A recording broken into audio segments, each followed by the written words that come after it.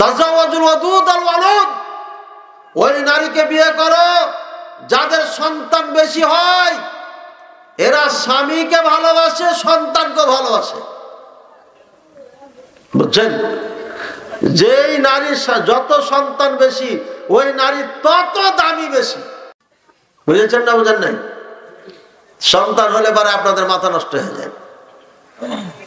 যত সন্তান নেবেন তত আপনি সুখী হবেন। বৃদ্ধাশ্রমে যেতে হবে না। একটা আপনাকে দেখে না, আরেকটা দেখবে, আরেকটা দেখে না, আরেকটা দেখবে, আরেকটা দেখে না, আরেকটা দেখবে। এই জন্য কখনো দরজা বন্ধ করবেন না, যত পারবেন তত সন্তান নেবেন।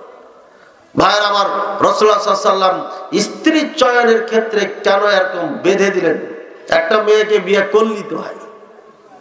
অন্য হাদিসের মধ্যে আছে, কোন নারী দেখে মনের মধ্যে পিটিশ পাটিশ জাগলে স্ত্রীর কাছে চলে যাও, কারণ ও আর ও একই, সেম। তো যেহেতু সেম, একটা বিয়ে করলেই তো হয়, তাহলে কিসের জন্য এত নিয়ম নীতি বেঁধে দিলেন?